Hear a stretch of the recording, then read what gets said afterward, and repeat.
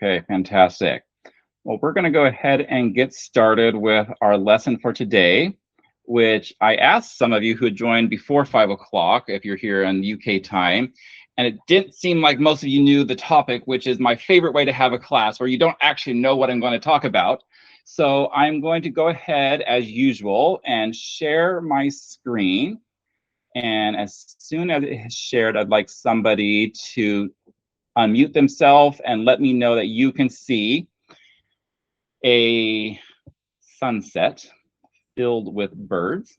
I can see. Fantastic. Oh, look at all those thumbs up. Thank you for that. Okay, well, we'll go ahead and start our lesson. So for those of you joining for the first time, welcome. This is a wildlife biology session with Mr. Austin, or you can just refer to me as Mr. O, which might be a little bit easier. But in my wildlife biology lessons, I have developed a few series of topics that we talk about a particular subject. And so today's series is on wildlife spectacles. And we have talked about wildlife spectacles before, but this is the first episode. So thank you for joining. And with wildlife spectacles, go ahead, raise your hand if you joined the seal class, the class that we did on seals. So I'm just looking at my other screen. I see lots of thumbs up. Actually, most of you joined my seal class. And so in that class, we talked about wildlife spectacles, and we kind of defined what a wildlife spectacle is. But what I would like to do is tell you a few examples, and then we're going to talk about a specific kind of wildlife spectacle. So this might be something that you consider to be a wildlife spectacle. You go to a faraway country with a whole different set of animals, maybe really large ones like the giraffe, or just a whole bunch of species that you would normally only see in a zoo, but they're out living in the wild. And this would definitely be a wildlife spectacle, something truly amazing. The numbers, the size are just incredible. But another example might be not so many the numbers, but maybe just the species itself. I mean, to see a group of lions in the wild, I would find that to be quite spectacular. So I would consider this also to be a wildlife spectacle, but it might also just be an amazing number of birds. This is a group of flamingos, and if I saw this in the wild, I would think this is a wildlife spectacle. This is absolutely mind-blowing that there are this many birds in one place at one time. But it might be the opposite. It might just be one bird. But if you saw something as beautiful and as colorful and as magnificent as this peacock, I would also consider this to be a wildlife spectacle. But in this series called Wildlife Spectacles, I would like to, let's say, change your mind a little bit that a wildlife spectacle has to be something so outstanding and large and colorful and far away. But actually, wildlife spectacles can be quite close to you. And it might not be so much that it's huge or there's millions of them or it has all the colors of the rainbow, but it might just be something about our closeness to this animal or our knowledge that this animal is amazing that causes us to think, wow, we have wildlife spectacles all around us. You know, somebody earlier was just sharing about a mouse that they saw. Now, not everyone likes mice or appreciates mice, but honestly, if you see a mouse in the wild, that could be your wildlife spectacle that you found and observed that wildlife in, I think somebody saw it around a grocery store, and that could very much be a wildlife spectacle. But today I have a very specific lesson on a specific animal, and we are going to enter into an activity called Creature Quest, in which I am going to let you all figure out what animal we're going to talk about. And so this is called the 20 Question Animal Challenge. And so you might have played a game quite similar to this. And so what we are going to do is give you some time to figure out what animal I am going to talk about as a wildlife spectacle. Now I have 20 boxes on the screen. They are numbered 1 through 20, but 10 of them are in green and 10 of them are in blue. And so this means that collectively, all of my students today, you have 20 opportunities to guess the wildlife spectacle species that we're going to talk about. And in the green boxes, which is the first 10 questions, you cannot ask me Is it the duck? Is it a duck? You can't ask me specifically, is it a specific kind of animal? You have to ask me in the green box something about the animal. Does it live in Africa? Is it mostly green? You have to ask me a question to which I will answer yes or no, but I will not answer the question if you ask me, is it the African lion? I can't answer that in the green box. You cannot ask the specific species, but you can ask any other question that answers yes or no. Okay, when you get to the blue boxes, you can ask me, is it this one? But you need to use the information from the green boxes to understand, is it probably a bald eagle? Or is it maybe a mallard? So at that point, you can start to ask me the species. And because I have a lot of you joining today, and as some of you are in family groups where you are multiple brothers and sisters, I would ask you that in each category, the green or the blue, that when you raise your hand, you only ask one question. Only one question, and then when you've asked your question, wait until everyone else has had the opportunity to ask a question. If no one else has a question, is it found in, then at that point, of course, you can ask a second question within the green boxes or the blue boxes. Does that pretty much make sense, everyone? Is everyone pretty clear about how this is going to go? Okay. So what I'm going to do is I'm going to stop sharing that part of the screen. You can still see the screen, right? You can still see the green and the blue boxes. And when you ask a question, I'm going to type the answer in the box so that you can kind of understand and maybe piece it all together what animal we might be talking about. All righty. So on that note, if you can go ahead and, as many of you have already done, raise your hands when you are ready to ask a question, remembering that in the green boxes, you cannot ask a specific species, and your question must be answered by only a yes or a no. All righty, so it's going to be slightly difficult for me to see everyone at once, so I'm just going to start with, if you have raised your hand, go ahead and unmute yourself. I can't see everyone raising your hand. I can see a bunch of you are raising your hand, but go ahead and unmute yourself and ask your question. And if two people unmute at the same time, just please take turns. So go ahead, somebody unmute and ask your question. Does it live in Africa? I already asked that question. Well done for repeating it, because you thought maybe it does live in Africa, but the answer is it does not live in Africa. Okay, but that is information, because now you know something about this animal, this wildlife spectacle, that it does not live in Africa. Well done. Next question. Unmute yourself and ask. Does it have feathers? Does it have feathers? Oh, that's a good question. Well, let me see. It does have feathers. Ooh, so that narrowed it down quite a bit. You guys did really well to start with. It doesn't live in Africa, and it does have feathers. Well done. Next question. Unmute yourself and go for it. Is it nocturnal? Is it nocturnal? I am going to answer. Oh, that's a good question. I'm going to answer it in this way. That was a really good question. It is mostly nocturnal. Okay. Is it common to find in zoos? Is it common to find in zoos? That is an excellent question. And I'm going to answer it with, it is not commonly found in zoos. That's a really good question. Okay, number 5. Still not asking what species it is, but you guys are doing really well. You're zeroing in right away. Go ahead and unmute yourself if you're ready, and especially if you haven't already asked a question, you be the first to ask a question. Go ahead. Does it live in England? Does it live in England? The answer is, it does live in England. Well done. Okay, next one.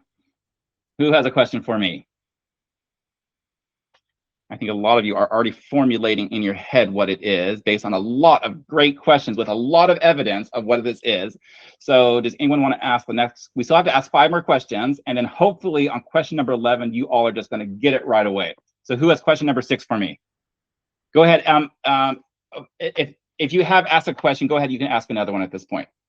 Does it eat meat? Does it eat meat? And number 6, the answer is going to be, it yes, it does eat meat. The answer is yes. Number 7. You can go ahead, shout out your, I think somebody upstairs would like to answer. Is it a bird of prey? Is it a bird of prey? And the answer is, it is a bird of prey. That would be yes, it is a bird of prey. Okay, so we now know, it does not live in Africa, but in England. It does have feathers, being mostly nocturnal, but not commonly found in zoos. It eats meat, and it is a bird of prey. We have a lot of information, but I'm going to make you ask 3 more questions before we can ask which species it is. Let's see. Has anyone, let's see. Go ahead even if you've already asked a question. You can go ahead from New Hampshire.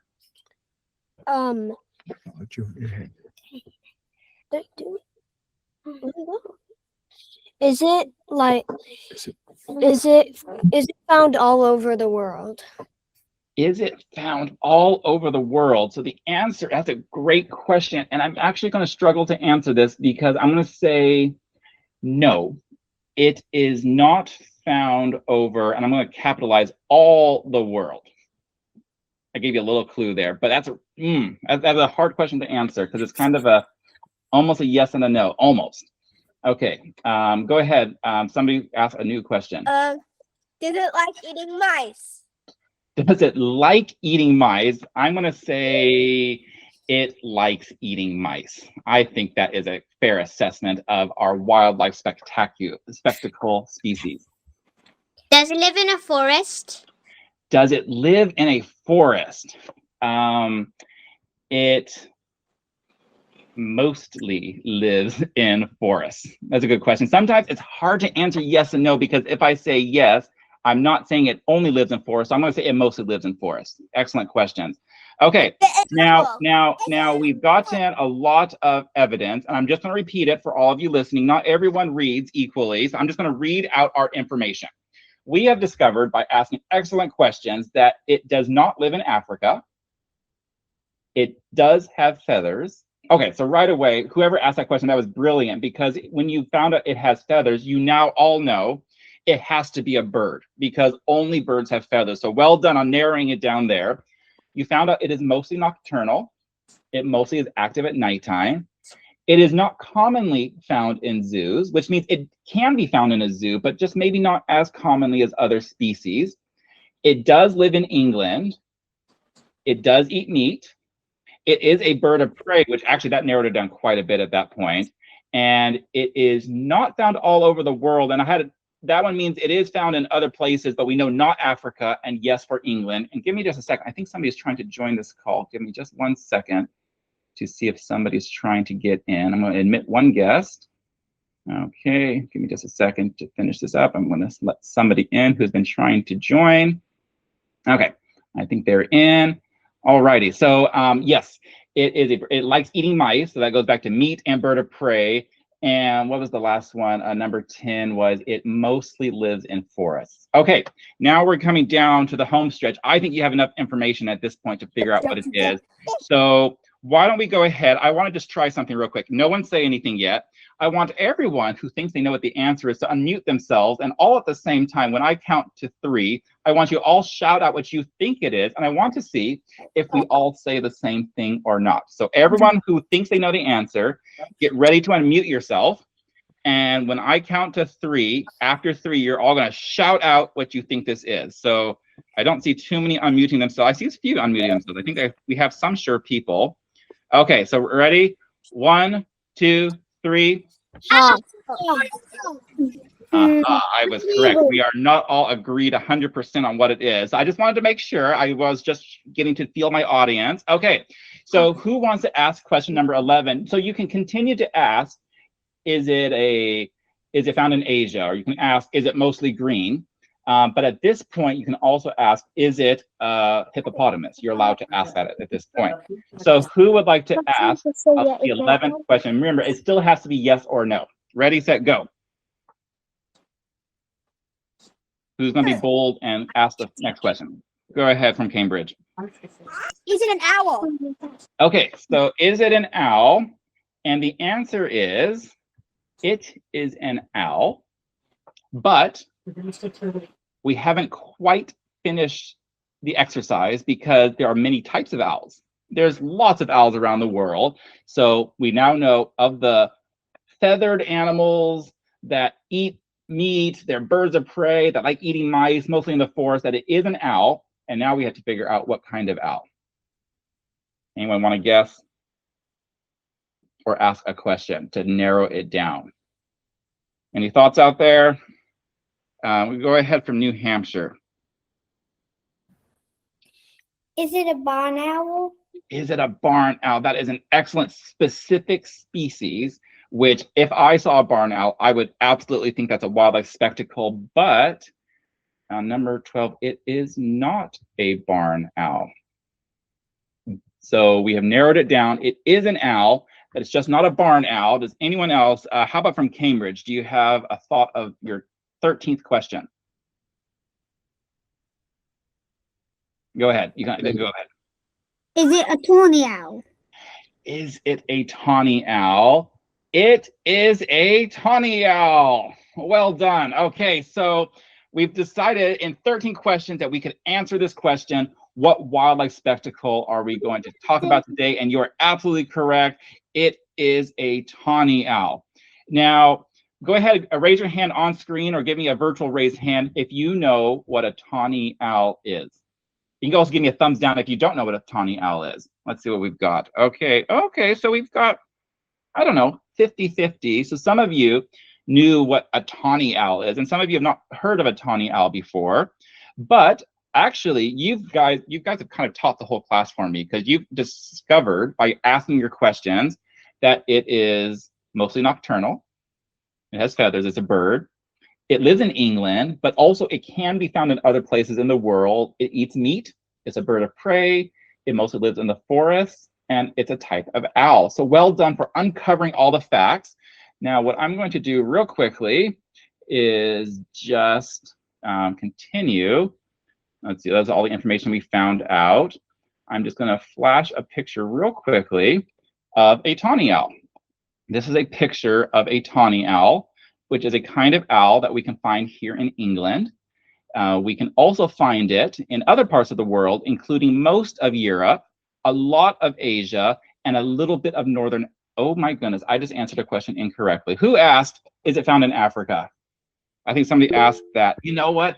It is actually found on the tip of northern Africa. I gave you incorrect information, and yet you still got to the answer. Well done for still getting it, even though I actually answered a question incorrectly. It is also found on the tip of northern Africa. So the tawny owl, one of the reasons I know I deserve a lot of thumbs down. You should all actually give me a thumbs down at this point, because that was incorrect, Mr. O. Try again. Okay, actually, this is really good. I'm going to pause for a second. You know, I don't always get it right. Thank you for affirming that I was very incorrect. You know what? This is part of learning, and this is actually part of research and the scientific process. And sometimes we think we know something, and then we find out it is incorrect. And that is actually going to probably help me the most, because I will probably never forget that tawny owls can be found in Africa, because I answered it incorrectly. I told you all that, and then I got corrected. So this is actually a very, very important part to our learning about wildlife. It's actually sometimes getting it wrong, but being willing to be corrected. So thank you all for helping me get corrected. So the tawny owl, one of the reasons why I chose it as my example of a wildlife spectacle is because it is actually very difficult to see owls. Go ahead, raise your hand or give me a thumbs up if you have seen an owl in the wild. Let's see, a thumbs down. Let's do a thumbs down if you have not seen an owl, or a thumbs up if you have seen an owl. Okay, a lot of you have seen owls before. Well done. Some of you have not seen owls before. And you know what? I think I was about 20 years old before I actually saw my first live owl in the wild that was not captive. It was not in a zoo. And so I considered an owl to be very much a wildlife spectacle, because actually a lot of owls live really close to us. They're just in our back gardens, they're in our neighborhoods, they're in our local forests. But because of the fact that they are nocturnal, which means, as somebody asked, they're mostly active at nighttime, and most of us ought to be sleeping in the nighttime. So we don't have as much opportunity to interact with owls. We may hear them, but it's much more difficult to see them. And so I chose this animal as my wildlife spectacle example, partly for that reason I just explained to you, because they are really hard to see. And when you see one, it's just absolutely amazing. But also for the reason I just have to share with you is I actually have an owl with me. I have a real life tawny owl. And would anyone like to see a real live tawny owl? Wow, I see jumping up and down, lots of thumbs up. So I think the answer is yes, you want to see a real live tawny owl. So I haven't worked out yet my camera angles. So I'm just going to go ahead and bring my tawny owl out. And okay, so let me just give you a little bit of housekeeping with a tawny owl. So this tawny owl is a baby. He is just under 3 weeks old. He is very, very little. He is mostly a ball of fluff. And in his life right now, he basically does 3 things. He eats, he poos, and he sleeps. That is pretty much his entire life. And so I have him living right here. I'm not going to even show it to you yet, in a little plastic container. I have some paper towel down there. And just in case you want to know what his poo looks like, let me go ahead and change my angle. I'm going to change my camera. And bear with me while we change cameras. And we're just going to take a look over there. Aha, there it is. That is real live owl poo. It's, I don't know if you can see it so well. This is white right there. They always have a white component and a black component. Isn't that fascinating? I'm seeing some shocked faces all around. That's incredible. There's a liquid part right here. When they, yes, thank you. Oh, this is amazing reactions. I love it. When they go, and they just dump everything all at once. So that's one of the things. So you guys have already seen one of the 3 things that this owl does. And the other thing he does is he just eats and he sleeps. But right now, here he is. I'm going to try to focus on him, on the top of his fluffy head. Here he is. I told you he's a baby. So he is about just under 3 weeks old. He is a ball of fluff, but he is not asleep right now because he is waiting to be fed. I have been feeding him every 4 hours. I've been feeding him today at 9:30 and at 1:30. And if you can do the math, the next feed is exactly right now. It is exactly 5:30. So would anyone like to see this little guy eat something? Anyone like to see that? Maybe you don't want to see it. Oh, okay. 1, 2. Okay, everyone wants to see it. Okay, let's do this. Now, like I told you, I haven't fully figured out my camera angles. So we're going to figure it out this way together. I'm going to go ahead. Hello. I am going to go ahead and put some trusty paper towel right here, just to cover in case he does one of those 3 things that he knows how to do. And I'm going to lift this little fella. And here he goes. And I'm going to put him right down here for you all to see this amazing ball of fluff. There he is. Okay. He's looking right at a light right now, very perplexed. What's going on?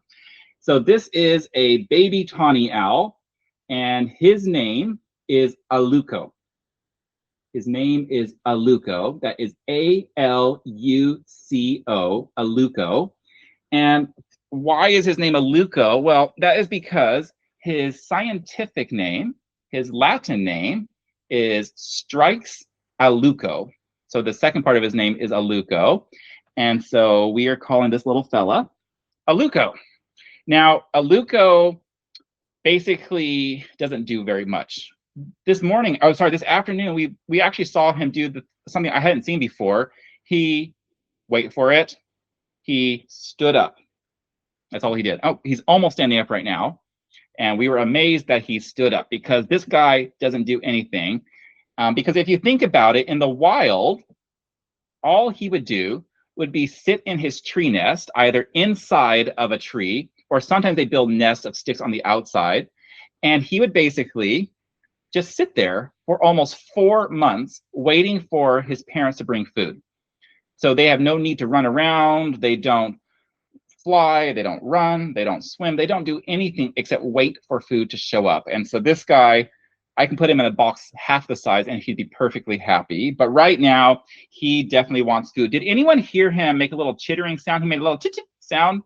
I was talking while he did it, but that is one of the sounds. And I'm learning what they mean, but I think he was trying to tell me something, that he might have been a bit hungry.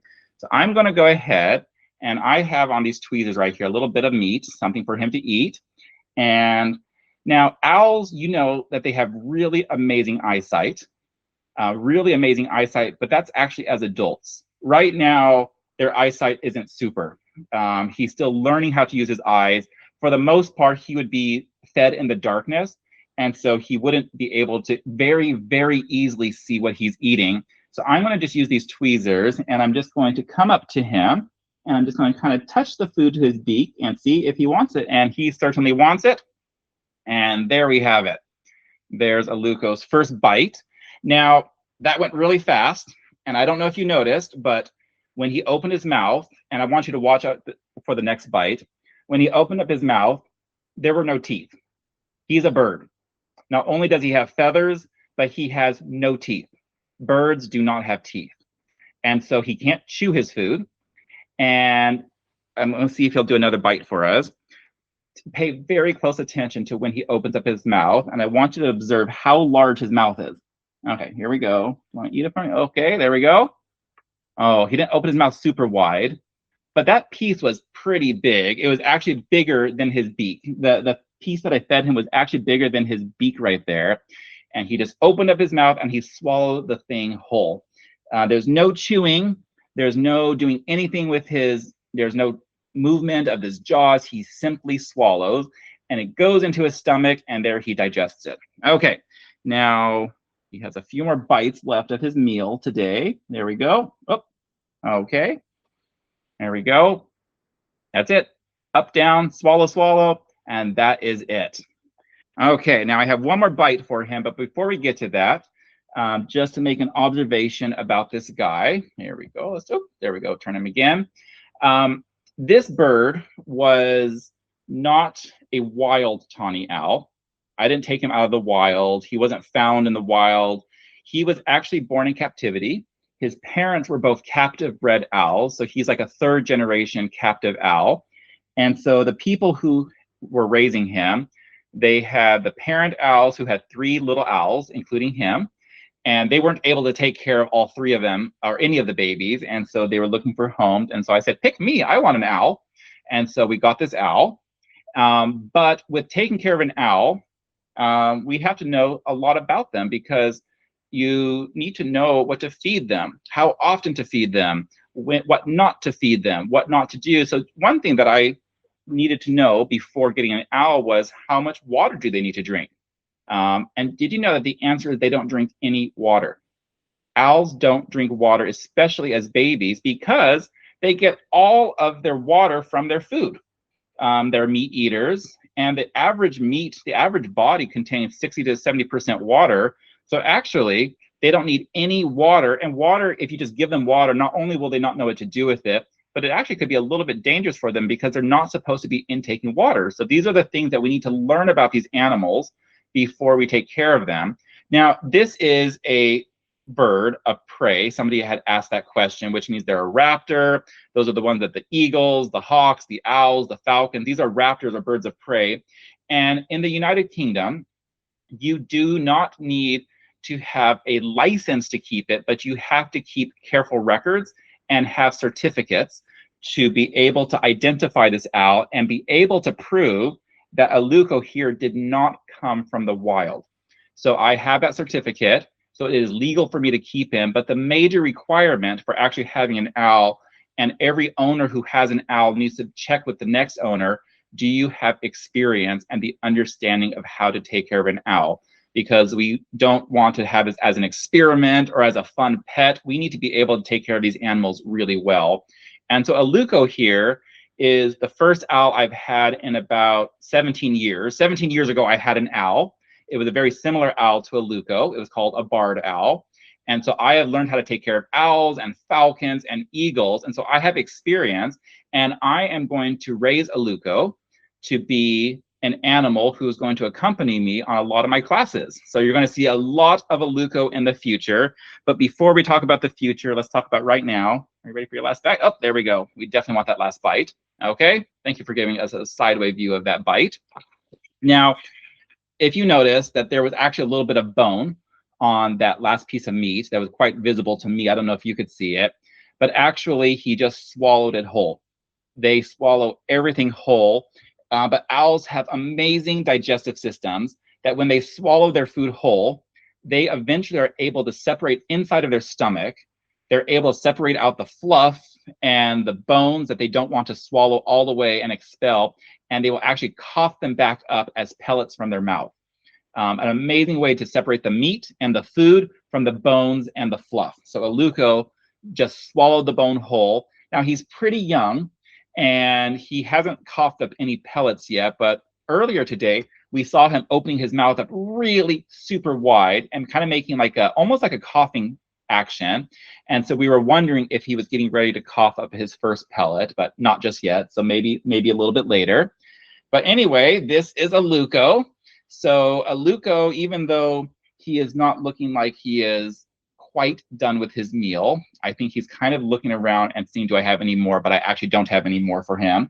And this is actually something that you have to learn about if you're to take care of an owl, that it's actually quite dangerous to overfeed an owl, and it's safer to underfeed an owl, because if you overfeed them, it can do a lot of damage to their stomach because they take in too much too quickly. So it's quite important that we learn how much food to give him, even if he wants a little bit more. I think he might keep taking in food just because he was hungry or wanted food, but it's important to know how much he ought to eat. Okay, I think Aluco spent quite a bit of time out, so we're going to go ahead and put the amazing Aluco away. So everyone go ahead and say goodbye to Aluco. Okay, and just give me a second to put him back in his high-tech nest, which is a plastic box with paper towel on the bottom, which is easy to clean. And I'm going to lift him up, and he's going to struggle almost not at all. And I'm going to put Aluco down. Okay, so there we go. I'm going to switch my camera angle back to myself as Mr. O. Okay, so thank you all for your amazing reactions and all the things that were floating on my screen. That was very helpful to see that you were all very engaging with Aluco's presentation. You're going to see a lot of Aluco in the future. Now, I'll be very, very honest with you. Baby owls have difficulty in reaching adulthood in the wild and as captive born owls. So I'm going to do my very best to, around the clock, make sure we're taking care of him. And really the goal we're trying to get him to is 14 weeks. He's almost 3 weeks old now. And at 14 weeks, he will be considered an adult body. He will have his full flight feathers. And at that point, his chances of survival are very, very high. But for now, even in captivity and in the wild alike, owls don't always do so well, little baby owls. And so we're going to do our best to keep him alive and make sure he has a great long life with us. In captivity, tawny owls can live, the oldest recorded was 23 years old. And so if we're lucky, we're going to have Aluco for a very long time. So as you keep joining compassionate education classes, you're going to see a lot of Aluco. So I'm pretty sure that even if the class was on mammals or on insects, I am pretty sure every week you'll have an opportunity to see Aluco, especially as he's an owlet growing. And every week I want you all to kind of be observing, and it'd be great if you would keep a journal, be observing how Aluco changes week after week. So I'll leave that with you and with your teachers and with your parents, but I think it'd be really amazing from your perspective if you could record Aluco's growth and development. Okay, I actually have one more element of this class, but maybe I should pause here. Does anyone have any questions specifically about Aluco or about tawny owls? And go ahead from Kentucky. Go ahead, unmute yourself and ask your question. At this age, is he able to turn his head like a lot? Okay, so that's a great question. At this age, is he able to turn his head a lot? So everyone, I want everyone to sit up, sit very straight with your shoulders straight and your head up. And I want you all to turn your heads as far to the left and to the right as possible. So use your shoulders as a mark, how far can you stretch your neck without moving your shoulders? So if you're like me, I'm actually not very flexible in any respect. I can only go like, I can't quite turn my chin past my shoulders. And that's pretty average for most people. So that would mean that we can go about halfway. Owls can go, if you understand degrees, they can go 270 degrees. So if you can go all the way in a circle, that would be 360 degrees. An owl can, I went about 180 degrees. That's about half. I went less than 180 degrees. And an owl can turn its head almost 270 degrees. It can rotate its head 270 degrees. And there's several reasons for this. One is because they have very flexible neck muscles and neck attachments from their muscle to the bone that gives them a lot of flexibility to turn much further than we do. They also have 14 neck bones, and humans and almost all mammals have 7 neck bones. So owls have a lot more ability to turn their heads. But the question was actually, can he at his age do that? And the answer is maybe, but he doesn't need to. So he doesn't. I'll be watching out for that to see how much he stretches and at what age he will stretch all the way around. And the best way to test him would be to put some food in front of him and see if he will track it all the way around. But right now, he is literally a baby. He knows, like his parents, that I would just take the food and put it right next to him. He could not feed himself at this point. If his parents or me actually didn't put the food next to his beak, he wouldn't know to go pick it up. So to answer your question, not right now, but in the future, he will be able to. Okay, we have a question coming from Cambridge. Go ahead, unmute yourself and ask your question. Go ahead. Oh, I was gonna say another reason they have to turn their head is because they can't move their eyeballs. Aha. So everyone make some owl eyes. Okay, everyone make owl eyes with your hands. Right, Okay, so that was a fantastic point. So what this means is that as they are looking with their eyes, they actually have really big eyeballs. Their eyeballs don't rotate in their sockets. So they can't look from side to side with their eyes because their eyeballs don't move. They're fixed in place. And maybe next week or a future week, I'll explain to you the benefits of having that and the disadvantage of having that. But it basically means that if they want to look to something in a different direction, they physically have to move their neck in order to see it because their eyeballs don't rotate from side to side like ours do. Very good point. Yeah, go ahead. I have another question. Yeah, go ahead. The other owl which you have, like, are most owls the same colors? Are they mainly brown, white, and black? That's a very good. So are they mainly the same color, all the owls across the world? So to start with, this one, if you remember his name, this is a tawny owl. And tawny is a much older English word that kind of refer to an orangish brownish color. So when he's an adult, he's going to be not orange and not brown. He's going to be kind of in between an orangish brownish color. And that's what tawny means. And so he represents the color spectrum that almost all owls have, which is very limited.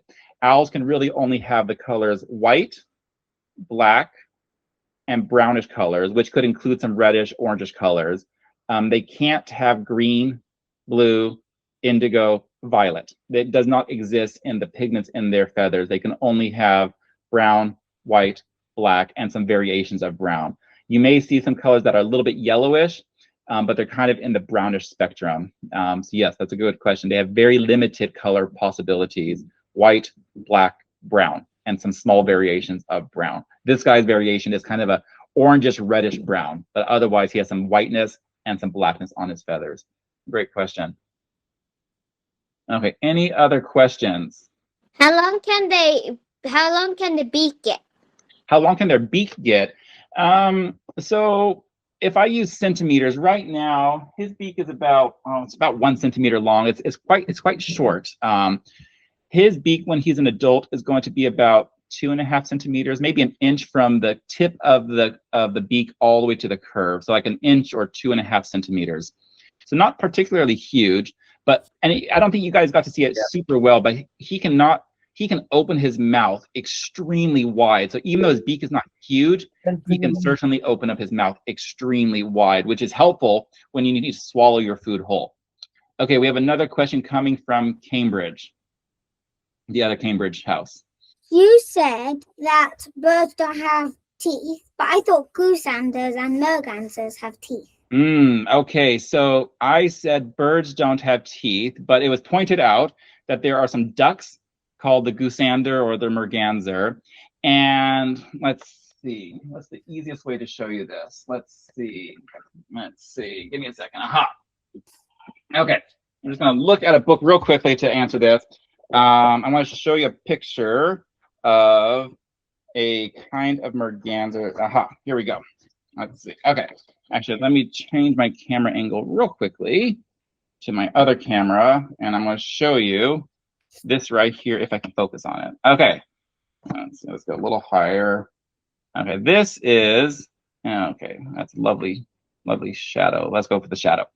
This is a goosander or a merganser, and if you look right here, it has some little grooves that look a bit like teeth, but they're not actually teeth. They're just fixed ridges on their bill. They're not made out of bony material like teeth. They are fixed ridges on their bill that help them to hold onto their food, which is slippery fish, but they don't actually function as teeth. And even when this bird with its tooth-like elements, when it grabs its fish, it still can't use these little ridges called serrations to chew. It still swallows its fish whole. So this is an example of a bird that looks like it has teeth, or even like the sharp hook on the end looks a little bit like a tooth, but it doesn't function as teeth. And teeth are very much reserved for humans and mammals as far as the ability to chew with a jaw. Some reptiles, of course, have teeth, but they're all fixed in place and their jaw doesn't rotate.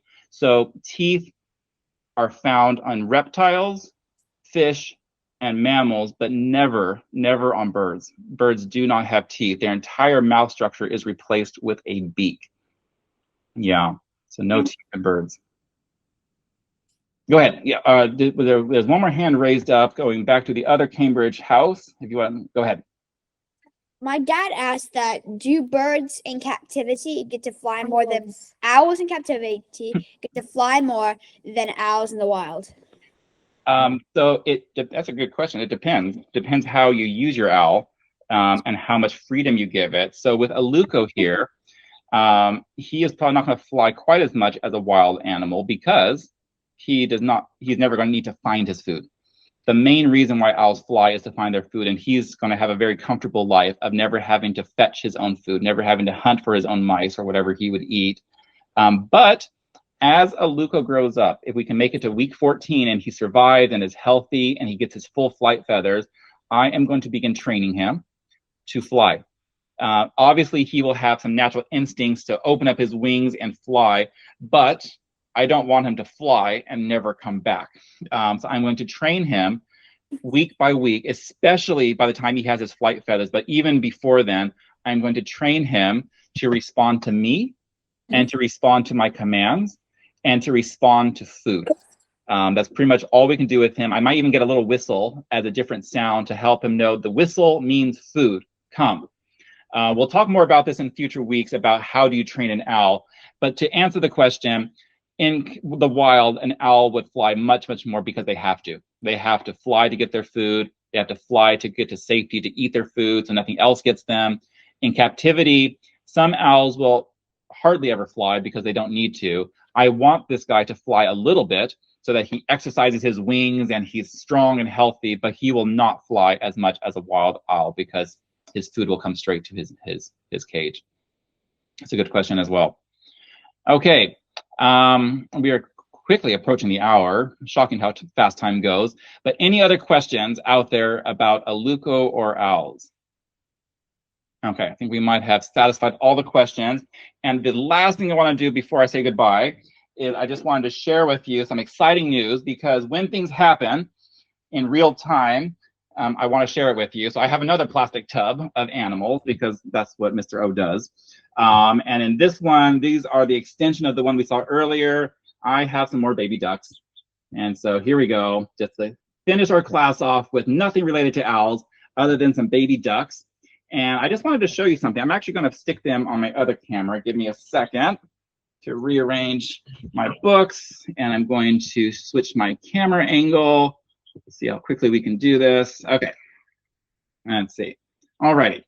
So we need some trusty paper towel. Okay.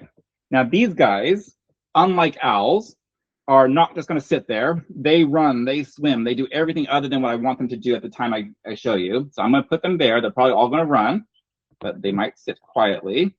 So I just want you to observe something about their feather patterns or their little fluff patterns. I just want you to observe how different they are. Okay.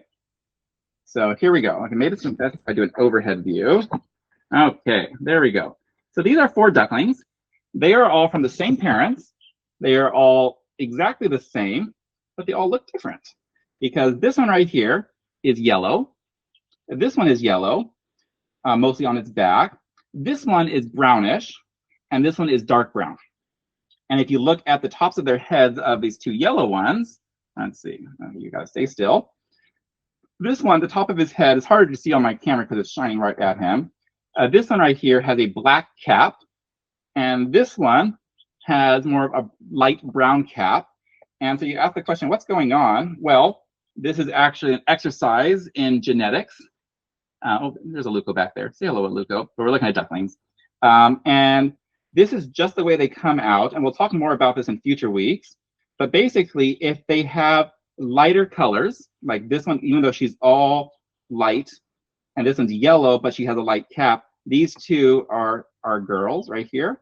And then these 2, even though this one only has the black on the top and this one is dark all over, these 2 are the boys.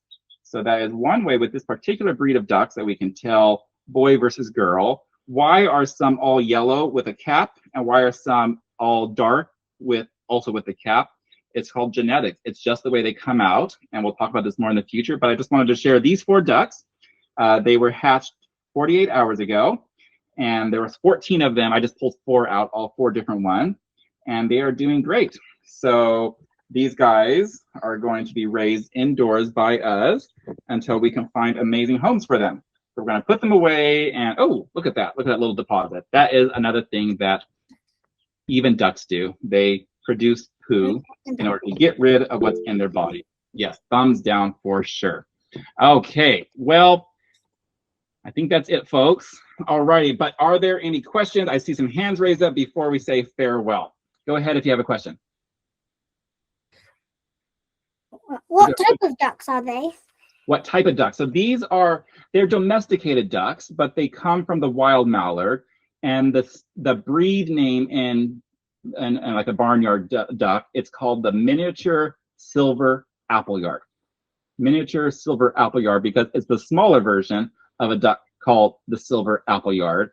And as they grow up, the males will look a little bit like a wild mallard, and the females will look a little bit like a wild female mallard.